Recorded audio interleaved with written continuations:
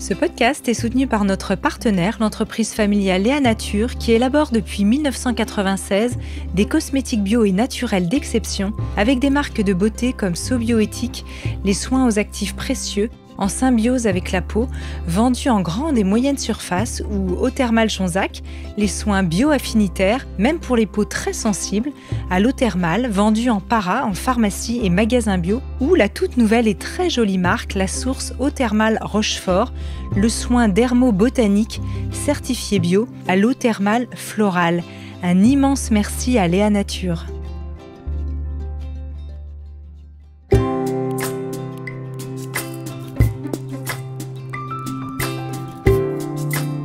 Bienvenue dans la saison 4 de Métamorphose. Chaque semaine, je vous invite à la découverte de sujets lumineux avec des personnalités qui portent une voix d'éveil des consciences. Métamorphose, le podcast qui éveille la conscience. Par Anne Guéquière, tous les lundis et jeudis, dès 7h. Pourquoi attendre les prochaines vacances pour laisser notre mental au repos? Et si le temps était venu d'arrêter la rumination à outrance pour accueillir une respiration consciente sur nos chemins de vie? Mon invitée du jour est sophrologue, coach, instructrice en méditation pleine conscience. Et dans son dernier livre, J'arrête de trop cogiter, 21 jours pour transformer ses pensées parasites, aux éditions Erol, elle nous propose de changer nos cogitations mentales en nous arrêtant 5, 15 ou 30 minutes par jour grâce à des pratiques de relaxation faciles à mettre en place au quotidien pour alléger l'esprit par le corps. Avec elle, vous allez mieux comprendre quel type de ruminatrice et de ruminateur vous êtes et quelle méthode peut vous aider. Pour accompagner tous ceux qui ont tendance à trop cogiter, j'accueille dans cet épisode de Métamorphose, celle que j'ai déjà reçue dans ce podcast, Gaëlle Piton. Bonjour Gaëlle. Bonjour Anne. Alors, je suis ravie de te retrouver. C'est vrai qu'on avait fait un épisode magnifique sur la sophrologie, oui, qui avait eu beaucoup de succès. Donc, si vous vous intéressez à ce sujet, évidemment, vous pouvez l'écouter ou le réécouter. Alors, Gaëlle, est-ce que le trop penser, l'overthinking, comme tu dis en anglais, ça te connaît, toi qui te définis comme Madame 100 000 idées à l'heure? Et oui. Merci d'abord Anne pour cette présentation. Oui, je me reconnais comme pas mal d'entre nous. En fait, je dirais que je suis Madame, 100 000 idées à l'heure, c'est pas mal. Formule 1, Madame Speedy, dans les pensées, ça me concerne, ouais, complètement. Alors, qu'est-ce qu'on entend d'abord pour définir un peu notre sujet par le trop penser? Alors, c'est le moment où, en fait, penser se retourne presque contre nous, c'est-à-dire on pense, ça tourne en boucle, on pense sans que ça donne des choses constructives et surtout, ça nous éloigne de notre expérience, de ce qu'on vit ici et maintenant. C'est ça, le trop penser. C'est ça, on peut appeler ça évidemment, on appelle ça des cogitations, des ruminations. Qu'est-ce qu'on pourrait avoir d'autre comme synonyme? Des pensées parasites, je disais en introduction. Oui, pensées parasites. On pourrait dire aussi que, moi j'aime bien donner des formes imagées, qu'on a le petit hamster qui tourne dans sa roue à l'intérieur de notre tête, quoi. C'est un peu ça. Dans ton livre, tu expliques en fait un petit peu, tu retraces un petit peu les pensées même au fil des siècles. Est-ce qu'on cogite plus et on pense plus maintenant qu'avant? En tout cas, il y a une prédominance du cogito, ça c'est sûr. Et peut-être qu'à l'époque actuelle, je dirais qu'il y a plus de questionnements. Il y en a sans doute eu au fil des siècles, évidemment, mais avec tout ce qu'on parle aussi de l'éco-anxiété actuellement, tout ce qu'on traverse, je pense que le mental est très sollicité, oui. Est-ce que ça a à voir aussi avec la charge mentale ? Oui, complètement. On y reviendra peut-être au cours de l'émission, effectivement, parce que les pensées, elles concernent tout ce qu'on a à faire, tout ce dont on doit s'occuper, tout ce qu'on n'a pas pu faire aussi. Donc, c'est très corrélé, effectivement, avec nos obligations. Et les obligations, on en a, on s'en donne, on s'en crée beaucoup actuellement. Est-ce que les femmes sont plus concernées par l'hypercogitation que les hommes? Et on pourrait aussi parler, évidemment, des hypersensibles. Alors oui, il y a un certain nombre d'études qui montrent qu'effectivement les femmes seraient plus exposées à la charge mentale, aux cogitations, aux ruminations, parce que de fait dans l'organisation actuelle, c'est pas moi qui le dis, c'est une chercheuse qui s'appelle Suzanne Nolen-Oxema qui a écrit un ouvrage qui s'appelle Ces femmes qui pensent trop. Elles ont beaucoup d'obligations, les femmes ont beaucoup de charges entre le travail effectivement et puis toutes les obligations domestiques, familiales, et surtout elles se définissent davantage que les hommes par rapport aux autres. Donc, effectivement, elles vont plus avoir tendance à analyser le monde autour et à se positionner par rapport à ça. Ça, c'est intéressant. Et tu dis aussi, et là, tu cites une chercheuse qui s'appelle Cécile Bayens, je ne sais pas comment on prononce exactement son nom, qui est maître de conférence au laboratoire interuniversitaire de psychologie de Grenoble, je crois, qui dit que 7 minutes de rumination suffisent pour amoindrir nos capacités à résoudre des problèmes. Alors ça, c'est intéressant quand même de l'avoir en tête, que finalement, même en termes de performance, et sans parler de performance ou d'efficacité, mais tout simplement de bien-être. Bien sûr. Ça nous parasite. D'ouverture à d'autres possibles, en fait. C'est-à-dire quand ça tourne en boucle, on peut même plus envisager de possibilités. Donc, effectivement, on ne peut pas déployer comme ça toutes nos capacités. Qu'est-ce qu'il y a d'autre comme conséquences à l'hypercogitation ? Il y en a énormément. Il y a des conséquences sur le stress déjà, ça on l'a dit, les conséquences physiques aussi sur le bien-être au quotidien. Ça peut aller même jusqu'à créer des pathologies, des conséquences sur notre sommeil, sur notre rapport au monde, sur nos émotions. Il y en a énormément. Sur les pensées négatives, alors c'est vrai que qu'est-ce qu'une pensée négative versus une pensée positive, mais tu mets le mot de processus cognitif dysfonctionnel. Est-ce qu'il y a justement différents types de pensées négatives ? Alors oui, c'est vrai que le terme négatif, tu as raison de le préciser, j'aime pas trop, je dirais plutôt désagréable, on va dire, parce que on verra au fait tout le sujet du livre, c'est aussi de ne pas diaboliser le mental. En fait, comment ça se passe quand on cogite, quand on rumine, on a tout le temps des pensées qui viennent nous traverser, des pensées automatiques. Si on prend un petit peu le temps de s'arrêter, toutes ces pensées, elles peuvent se rassembler dans des familles, avoir des similitudes entre elles qui, en fait, déterminent nos schémas cognitifs, la façon dont on pense, en fait. Et quand c'est dysfonctionnel, c'est que notre analyse du monde est un peu erronée. Par exemple, il peut y avoir la surgénéralisation, quand on parle d'un fait isolé, et puis qu'on dit que c'est une généralité. Par exemple, on a une mauvaise expérience avec un homme, et on se dit que tous les hommes sont pareils. Il peut y avoir aussi l'abstraction sélective. Ça, c'est des mots un peu techniques, mais pour quelque chose au final d'assez simple. Par exemple, vous faites un spectacle, je vais parler de la danse, parce que moi j'aime bien la danse, un spectacle de danse, il y a une erreur à un moment dans la choré, et vous allez vous dire le spectacle était nul, j'ai tout raté. Donc ça, c'est vraiment le tout ou rien aussi, c'est toujours pareil, tout le monde est comme ça, puis jamais rien ne va. Vous voyez, ça montre déjà qu'il y a une vision erronée du monde extrême. Oui.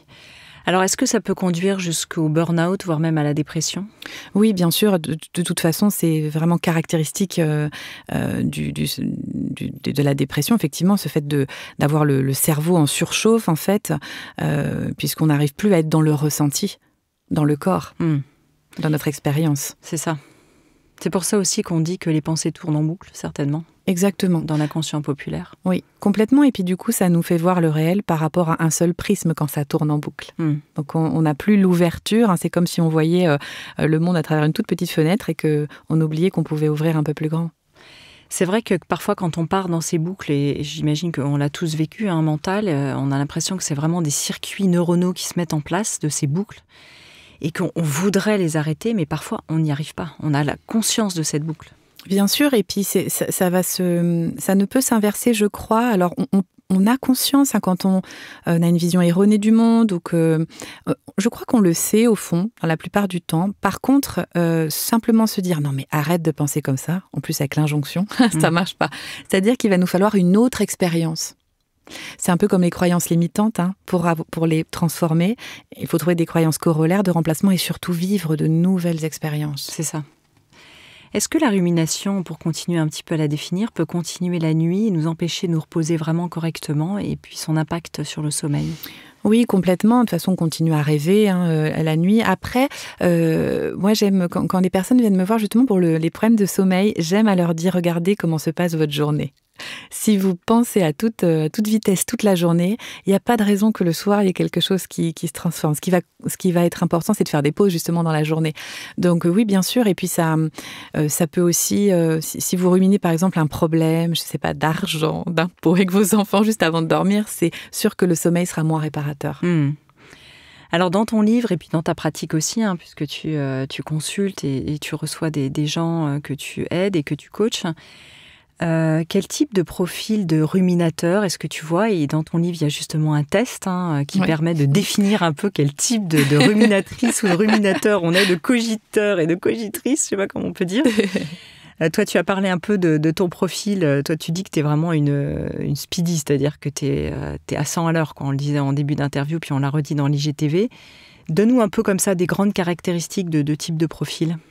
Oui, alors il y a un test effectivement qui sert de point de repère. Attention, l'idée c'est pas de vous enfermer dans des cases, c'est pas du tout mon discours. Et puis aussi de s'amuser. Et de s'amuser, voilà. Oui. C'est vraiment à prendre comme un point de repère, voilà.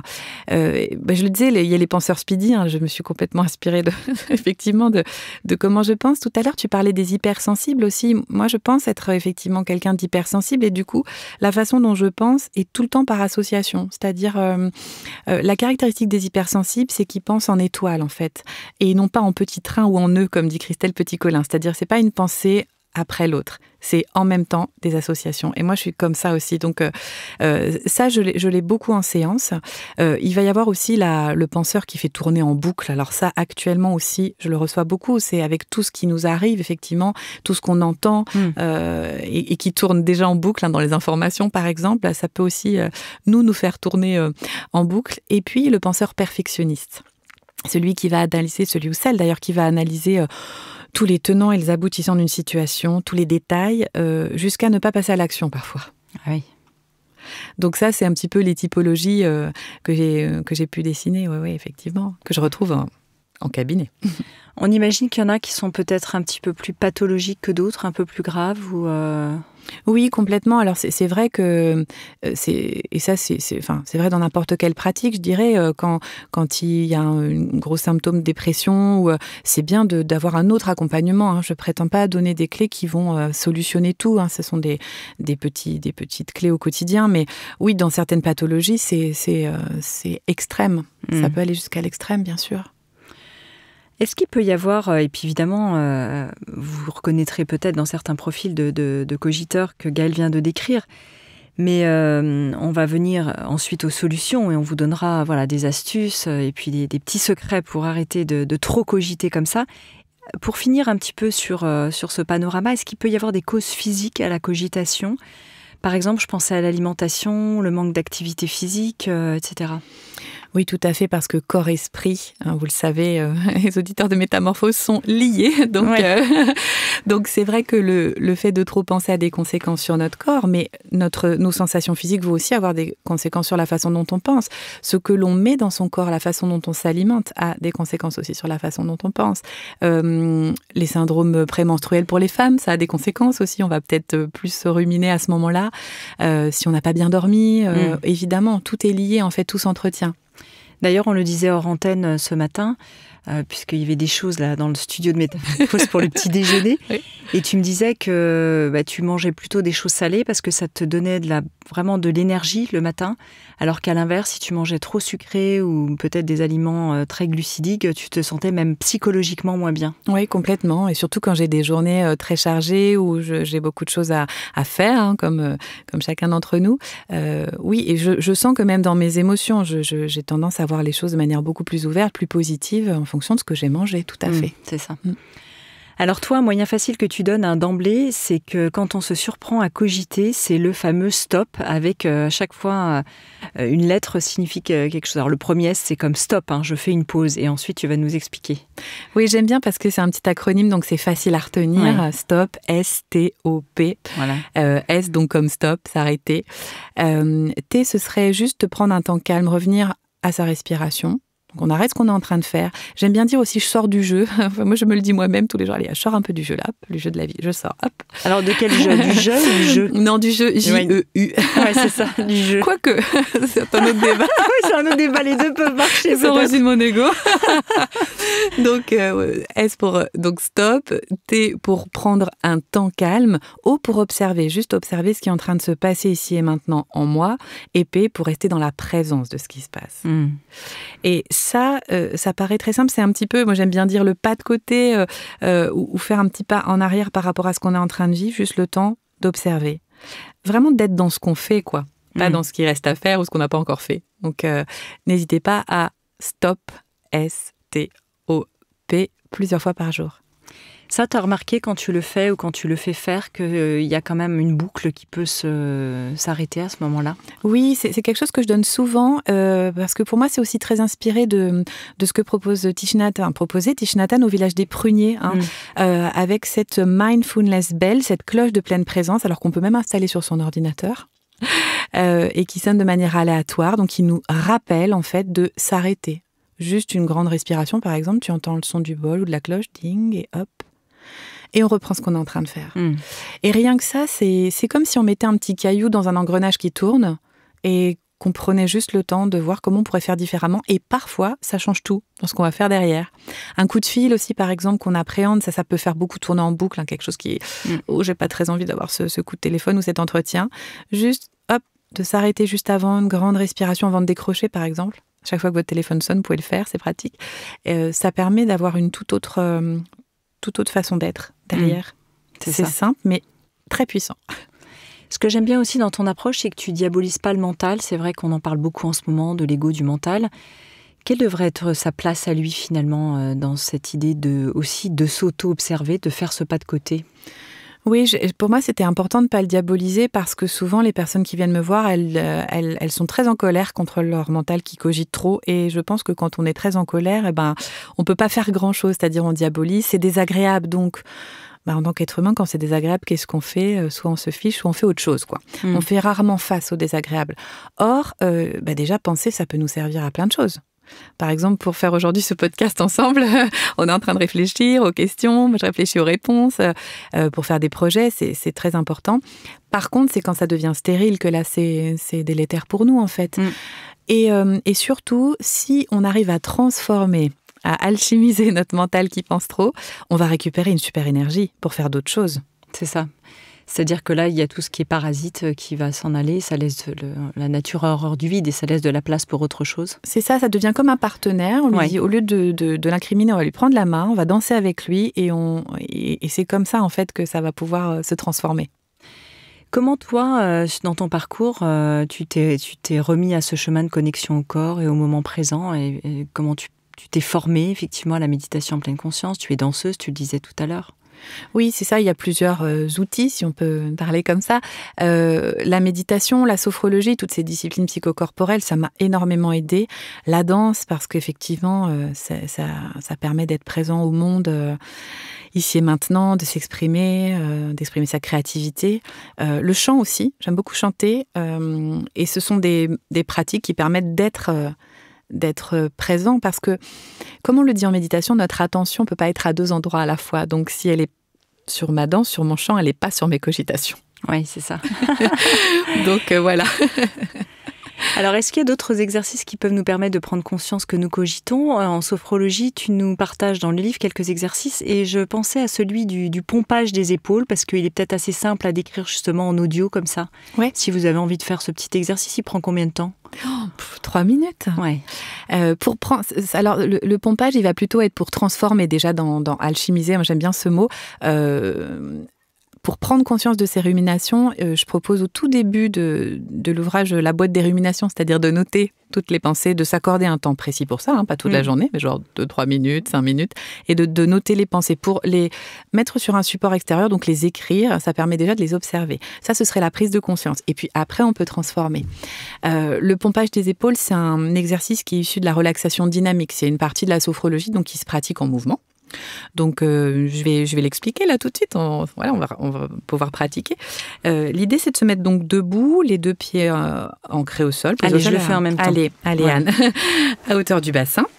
Bien relâcher les épaules et d'être dans une posture donc de verticalité, c'est-à-dire les pieds au sol, mais la tête tournée vers le ciel, comme si vous aviez un fil qui vous maintenait en haut. Alors, la séquence de respiration va toujours être la même. Là, vous allez voir, ça va prendre un peu plus de temps de l'expliquer que de le faire. On commence par souffler. On va prendre une grande inspiration. Sur la rétention, donc là, on va retenir l'air. C'est là qu'on va faire le petit exercice de pompage, c'est-à-dire monter et descendre vos épaules. Avec les enfants, je dis le bof, parce qu'en fait, quand on dit « ouais, ça va bof », on a tendance à faire ce petit mouvement de haut en bas. Et sur l'expire, on va relâcher. D'accord ? Donc là, on va le faire ensemble maintenant qu'il a été expliqué. Donc les deux pieds à hauteur du bassin, les épaules relâchées, le corps donc dans sa verticalité. Je commence par souffler. Je prends une grande inspiration. Là, je vais bloquer et je fais des petits mouvements de haut en bas des épaules, plus ou moins énergiques, des mouvements de pompage jusqu'à la limite de la résistance confortable. Et sur l'expire, je relâche tout. Je te propose, Anne, qu'on le fasse une deuxième fois. Oui. Alors, on commence par souffler. Donc, on peut même imaginer qu'à l'expire, on va envoyer les pensées parasites. On peut imaginer qu'on a même 2 gros sacs poubelles, vous savez, dans les mains, et qu'à l'expire, on les relâche vers le bas. Je commence par souffler. Donc, on y a grande inspiration. Rétention, tension douce. Allez, on secoue les épaules. Et sur l'expire, quand on est prêt, on relâche tout. Voilà, c'est un peu un nettoyage. Ah bah c'est parfait. Merci, ça pompe dans le studio de Métamorphose. C'est ça. Alors, on vous mettra quand même le petit schéma sur les réseaux sociaux, le petit dessin. Comme ça, vous pourrez voir. Mais enfin, je pense que c'est assez simple à comprendre. Avec ce bof aussi, là, comme tu disais, là, on redescend les épaules. Alors, dans ton livre, je disais en introduction, tu as plusieurs programmes, 5 minutes, 15 minutes, 30 minutes. Quel pourrait être, par exemple, un petit programme de 5 minutes par jour? Qu'est-ce qu'on pourrait faire? Donc, par exemple, cet exercice, qu'est-ce qu'il pourrait y avoir d'autre? La boîte à outils de l'écriture dont tu as parlé Oui, par exemple. Alors, on va essentiellement, quand on a 5 minutes par jour, être sur des exercices de respiration aussi. Tout simplement, la respiration abdominale, c'est quand même l'entrée, le b.a.-ba, je dirais. Pourquoi? Parce qu'en fait, elle amène automatiquement une certaine détente dans notre corps et donc, par ricochet, une détente de notre esprit. Ça va ensemble. Donc, je proposerais plutôt des choses comme ça ou de la cohérence cardiaque aussi. On trouve beaucoup d'outils maintenant qui nous permettent de rendre la pratique ludique. Ça aussi, c'est très important pour moi. Puis, on pourrait éventuellement noter peut-être des choses positive, agréable, ça aussi dans ma pratique c'est très important. Comme je vous ai dit, on peut mettre notre attention qu'à un seul endroit, donc on peut aussi décider de le diriger vers les choses positives, agréables. Ça ne veut pas dire qu'on ne voit que ça, attention, mais ça muscle notre cerveau, ça l'entraîne. Oui. C'est vrai que sur la cohérence cardiaque, je fais une petite aparté, on a fait une série complète avec Stéphanie Nonsan, donc typiquement sur Métamorphose, gratuitement, vous pouvez accéder à des petits exercices. Encore un outil ludique et à moyen habile de plus. Comment est-ce qu'on peut choisir entre je fais 5 minutes, 15 minutes par jour ou 30 minutes? Est-ce que c'est une question d'appétence personnelle ou est-ce que c'est en fonction aussi du type de profil de ruminateur? Est-ce qu'il y a des gens qui ont plus besoin ou pas forcément? Ça dépend aussi du temps qu'on a. Oui, moi je dirais que ce qui va compter, c'est que ça dure dans le temps, c'est que ça change les habitudes. Donc, si vous avez 5 minutes à y consacrer et que vous n'avez que 5 minutes dans un premier temps, c'est OK en fait. Mieux vaut 5 minutes et le tenir par contre. C'est ce qui va permettre que ça inscrive des changements durables. Oui. Et pas quelque chose qui va, en fait, dans 3 semaines, ne plus être là. L'idée, c'est vraiment ça, l'entraînement. Donc, je dirais que c'est peut-être de commencer par une courte durée. Et puis aussi, après, donc, dans les exercices proposés, il y a des choses qui vont plus être du ressort des outils créatifs, des petits conseils, des choses qui vont être plus des disciplines psychocorporelles. Donc ça, c'est aussi à voir avec vos affinités. Et puis peut-être aussi de vous surprendre, parce que parfois, c'est chouette d'essayer des choses vers lesquelles on ne serait pas tout à fait allé, juste pour en faire l'expérience, pour y être surpris. Alors tiens, en créativité, est-ce que tu pourrais nous partager des petites choses, comme ça, nous donner des indications? Oui, alors moi j'aime beaucoup évidemment la danse, ça c'est sûr, le chant, j'en parle aussi dans l'ouvrage, donc pas forcément de faire des performances artistiques, mais juste de se laisser danser, bouger dans son mouvement. Et les mandalas aussi, c'est quelque chose qui est facile en plus à réaliser. Ça peut être des choses qui peuvent être très chouettes effectivement en termes d'outils. Et puis, moi j'aime beaucoup les outils d'intuition. Alors à utiliser vraiment de manière très simple, par exemple, toi tu es bien placée Anne pour ça, les oracles, il y en a des très chouettes, de tirer une petite carte comme ça, se le laisser guider le matin, ça permet déjà de booster notre côté un peu plus intuitif, de pas aller dans les rouages habituels, dans nos conditionnements. Ça, c'est des choses que je trouve assez chouettes. En fait, ce que tu dis, c'est aussi toujours ce pas de côté. Ouais. À un moment donné, revenir à l'instant présent, revenir à la conscience, se dire, ok, là je suis le hamster un petit peu dans la cage. Je prends conscience et je fais ce pas de côté. Oui, ce pas de côté et puis les nouvelles expériences, parce que même souvent, j'ai des personnes qui viennent me voir en me disant « Vous savez, Madame Piton, la méditation, c'est pas pour moi. » Je leur dis « Ok, on va le faire et après, vous allez me dire comment ça s'est passé pour vous, en fait. » Parce que parfois, on a des idées reçues sur nous-mêmes qui nous bloquent, en fait, qui nous empêchent d'essayer des choses et on peut être surpris de ce qui va se passer, en fait.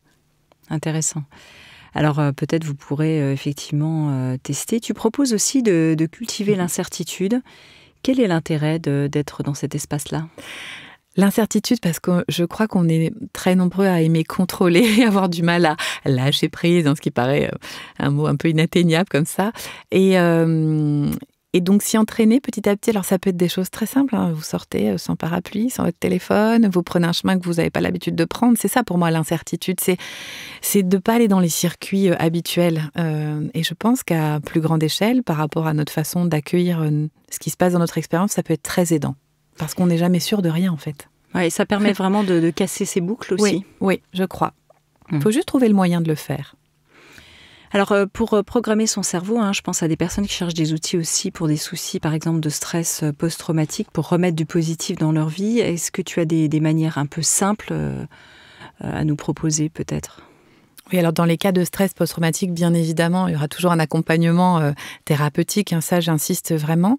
Moi, ce que j'aime bien, c'est toutes les pratiques aussi issues de la psychologie positive, c'est-à-dire cette science du bonheur, c'est-à-dire qu'est-ce qui nous rend heureux. Par exemple, les 3 kiffs par jour que propose Florence Servan-Schreiber, je trouve que c'est très puissant chaque soir de noter dans un cahier 3 choses agréables de la journée. Ça, c'est vrai que les personnes que j'accompagne le font beaucoup et ça marche très bien parce que c'est facile à faire.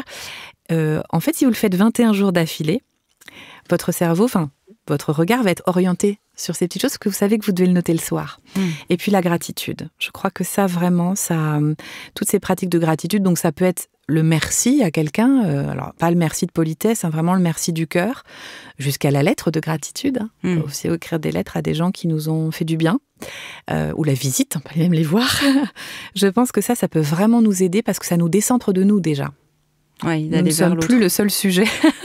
Donc du coup, d'aller vers l'autre avec le cœur bien ouvert, évidemment. Autre point que tu abordes, c'est une sexualité épanouie. Évidemment, on peut imaginer qu'on peut être qu'heureux et qu'on n'est pas dans le mental à ce moment-là. Oui, parce que c'est une expérience qui nous demande d'être complètement investi dans nos sens. Alors, que ce soit avec un partenaire ou pas, ça veut dire prendre soin de sa libido. Après, vous faites comme vous voulez. Oui, parce que c'est vrai que sexualité épanouie, ça peut faire aussi un peu injonction. Parce que certains peut-être aimeraient avoir une sexualité épanouie. C'est pour ça que je précise. Ne l'ont pas. Voilà. Bien sûr, c'est pour ça que je reprécise. Après, il y a des tas de pratiques, vraiment, on a de la chance que ça commence vraiment à s'ouvrir, la littérature sur le sujet. Et puis, ça nous permet de produire de la sérotonine, donc c'est plutôt pas mal. Oui, j'avais reçu Nathalie Vieira sur son magnifique livre sur le tantra, effectivement. Ça peut être aussi une voie à explorer si on le souhaite. Oui. Peut-être, j'avais envie de te demander de nous proposer un autre exercice. Alors, il y a celui du karaté que tu expliques dans le livre, mais peut-être il est un peu plus compliqué comme ça en audio. Il y avait celui de la verticalité, peut-être on peut partir sur celui-là ? Oui, complètement. Maintenant, en plus que vous avez la séquence de respiration qui est toujours la même en relaxation dynamique. Donc, on va garder la même position que pour l'exercice précédent. Si vous ne l'avez pas encore écouté, je vous invite à le réécouter. Donc, les 2 pieds à hauteur du bassin, les épaules relâchées, donc la tête comme si on avait un fil qui nous maintenait vers le ciel. Et alors, sur la rétention, puisque les mouvements se passent toujours au moment où on retient l'air, on va entrecroiser nos doigts et on va monter les paumes vers le ciel, au-dessus de la tête en fait, en prenant garde de ne pas trop monter nos épaules. Et là, on va rester quelques instants dans cette posture et sur l'expire, on va relâcher. On va le faire ensemble. Donc les 2 pieds à hauteur du bassin, les épaules relâchées. Vous pouvez fermer les yeux ou non pour l'exercice, c'est vraiment comme vous voulez. Donc je commence par souffler. Je prends une grande inspiration, je monte les paumes vers le ciel, doigts entrecroisés. Rétention, tension douce de mon corps dans la posture jusqu'à la limite de la résistance confortable. Et sur l'expire, je relâche tout.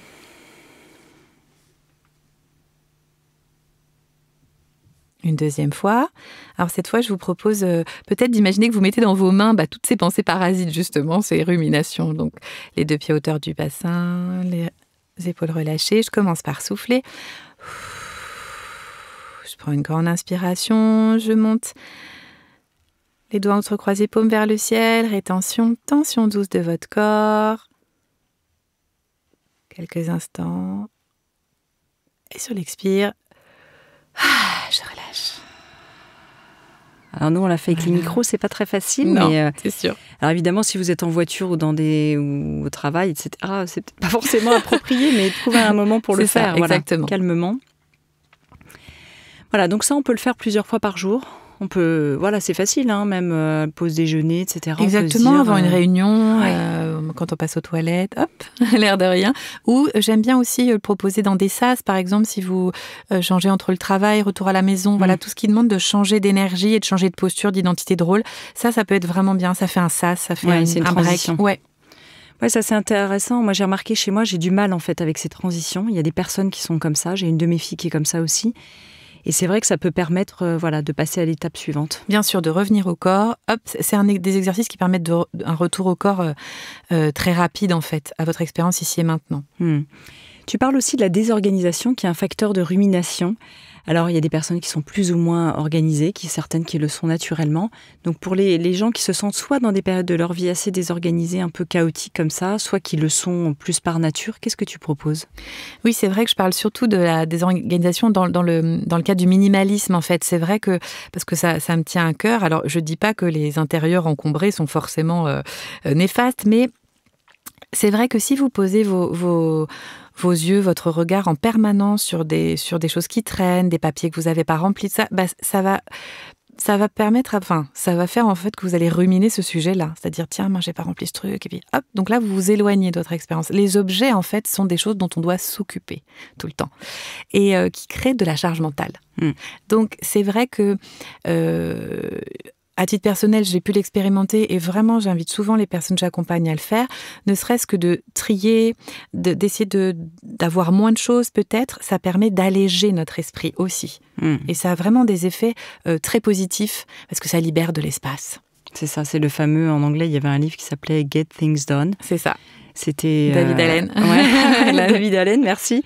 Nous deux, on y arrive et c'est vraiment ça, c'est de dire, après, il ne faut pas tomber non plus dans cette roue des to-do qui peut aussi être facteur de stress, de dérouler la liste en permanence et à peine la liste est finie, hop, il y en a une autre qui redémarre. Bien sûr, c'est vrai que David Allen, alors ça c'est très complet, mais moi ce que j'ai beaucoup aimé dans sa méthode, c'est que aussi il parle des to-do list justement, que notre cerveau il fonctionne pas du tout en liste, mais plutôt en étoile justement.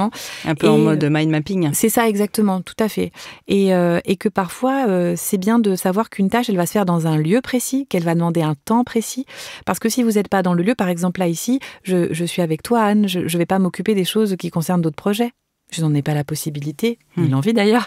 Mais donc, ça permet un petit peu d'être vraiment à une chose à la fois. Nous sommes programmés pour faire une seule chose à la fois. On essaye de nous faire croire le contraire, mais en fait, non, on est efficace quand on est complètement dans quelque chose.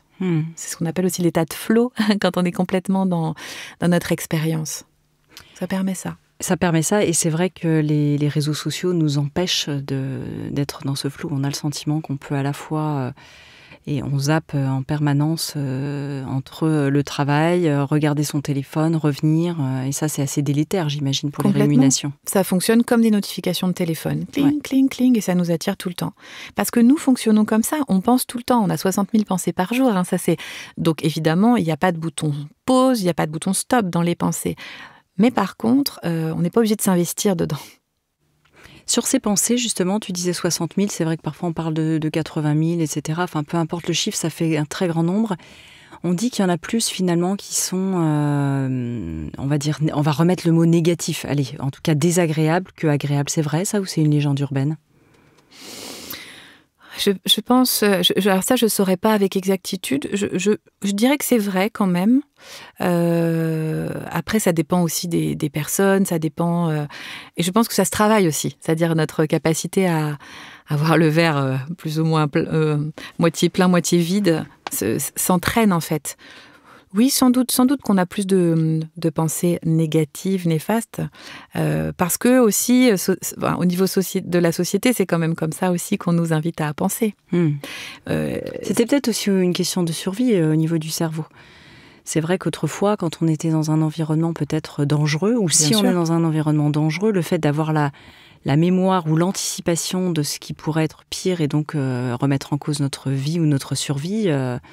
était un facteur de longévité, on va dire. Bien sûr, c'est ce qu'on dit aussi du stress, en fait, le bon et le mauvais stress, souvent, c'est-à-dire que quand les personnes viennent et me disent « je voudrais que vous m'enleviez votre stress », je leur dis « jamais de la vie je vais faire ça, parce que si votre maison brûle, j'espère bien que vous allez courir, en fait. Ouais. » Donc, mais en tout cas, ça, je crois que ça se travaille, et je voudrais vraiment rassurer les auditeurs par rapport à ça, c'est pas réservé à une élite, ou ça s'apprend. Notre façon de voir le monde, elle dépend de nous.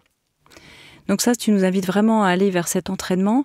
Est-ce qu'il y a un autre outil que tu as envie de nous partager ? Je pense à la méthode Tipeee dont on a aussi parlé dans ce podcast et que tu évoques dans ton livre et qui est assez bluffante, en tout cas moi je trouve à titre personnel en termes de résultats. Ouais, c'est vrai. Alors la méthode Tipeee, où en fait c'est aussi présent dans des traditions ancestrales. J'aime bien reprendre l'expression de Lama Tsultrim Malyon qui a écrit un magnifique ouvrage qui s'appelle Nourrir ses démons. C'est vraiment ça. Et dans ma pratique, même de sophro, puisque quand j'ai appris à pratiquer la sophrologie, il y avait cette question du positif, du négatif, de l'agréable, du désagréable. C'est une question qui me passionne. En fait, c'est vraiment apprendre à accueillir le désagréable, qui fait partie de notre expérience. Le Tipeee, c'est ce que ça propose aussi, c'est-à-dire si j'ai une émotion désagréable qui me traverse, j'identifie 2 endroits dans mon corps où elle se produit. Par exemple, admettons que je me sente triste et que j'ai les poumons serrés, que j'ai la gorge qui se coince, etc. Et de laisser la sensation monter, évoluer jusqu'à ce qu'elle s'épuise dans le corps. Comme une vague, en fait. Pareil. Il y a un climax, hop, un sommet et l'émotion s'épuise et redescend. Et j'aime faire ça avec les personnes que j'accompagne parce que ça permet que le corps comprenne que ce n'est pas dangereux, c'est désagréable. Et c'est une différence qui est importante. Parce que quand quelque chose de désagréable nous arrive, on se met enfin c'est notre cerveau reptilien, on se met en mode c'est dangereux, faut surtout pas que je ressente ça. Oh non, j'ai pas envie d'être en colère, j'ai pas envie d'être triste, mais ça fait partie de notre expérience. Et souvent, ça contient des clés très précieuses parce que si je suis triste, si je suis en colère ou que je ressens quelque chose de désagréable, c'est sans doute qu'il y a un de mes besoins qui n'est pas assouvi ou qu'il s'est passé quelque chose qui m'a mis à mal. Et il faut que je comprenne, que j'accueille ce que c'est. C'est ça. On l'appelle aussi la régulation émotionnelle, la méthode Tipeee. Complètement, oui. La bienveillance est-elle aussi une clé ? C'est vrai qu'on parle beaucoup de bienveillance et qui est aussi pas mal moqué avec ce côté un peu bisounours de la bienveillance et pourtant c'est important. C'est fondamental et aussi la bienveillance avec soi, parce qu'on oublie souvent ça aussi. Le côté bisounours, je pense qu'on oublie aussi que c'est de s'accueillir de manière inconditionnelle avec nos qualités, nos lumières, mais aussi nos zones d'ombre et nos défauts. Oui, je pense que ça nous permet une compréhension plus juste, plus ouverte aussi de l'autre. Et c'est pas si simple. Et c'est loin d'être un truc de bisounours. C'est plutôt un truc de guerrier de la lumière. Moi, j'aime bien dire ça quand même. Et effectivement, si nous-mêmes, on est bien, c'est comme dans les avions, quoi. On commence à mettre le masque, quand il y a des turbulences, le masque oxygène sur soi pour aider l'autre. C'est exactement pareil. Pour être bien avec le monde qui nous entoure, il faut déjà être bien avec soi. Intéressant. On arrive à la fin de ce podcast. On s'approche de la fin. Gaëlle Piton, est-ce qu'il y a quelque chose que tu as envie de nous partager un peu en conclusion justement pour arrêter de trop cogiter ? Comment toi d'ailleurs, peut-être ça a changé ta vie aussi ? Oui, alors je pense justement de ne pas diaboliser le mental. Moi, quand j'ai commencé à comprendre ça, que c'était pas mon ennemi, mais qu'on allait pouvoir travailler ensemble et que ça allait être très chouette. Et surtout, peut-être pour vous motiver dans ce challenge, vous dire que c'est accessible à tous et que ce que vous allez récupérer, c'est de la joie. Et que ça, c'est un gros kiff et on en a besoin. Le jeu en vaut la chandelle. Le jeu en vaut la chandelle, carrément. Allez, alors on va s'exercer 5 minutes, 15 minutes, 30 minutes par jour, évidemment beaucoup plus si vous le souhaitez ou moins, mais en tout cas c'est bien de s'entraîner et puis de tester, de le faire peut-être pendant 21 jours. En tout cas, c'est ce que propose ton livre.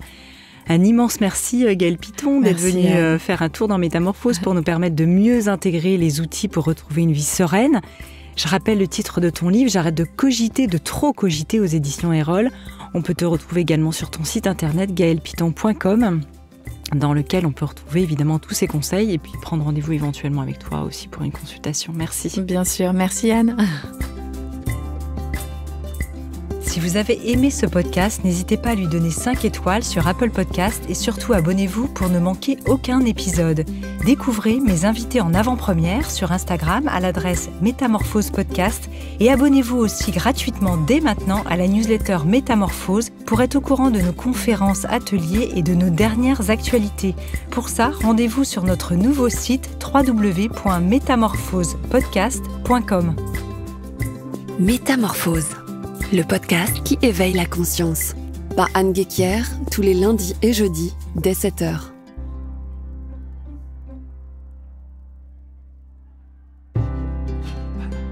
Ce podcast est soutenu par notre partenaire, l'entreprise familiale Léa Nature, qui élabore depuis 1996 des cosmétiques bio et naturels d'exception, avec des marques de beauté comme SoBioéthique, les soins aux actifs précieux, en symbiose avec la peau, vendus en grande et moyenne surface, ou Eau Thermale Chonzac, les soins bio-affinitaires, même pour les peaux très sensibles, à l'eau thermale, vendue en para, en pharmacie et magasins bio, ou la toute nouvelle et très jolie marque La Source Eau Thermale Rochefort, le soin dermo-botanique certifié bio à l'eau thermale florale.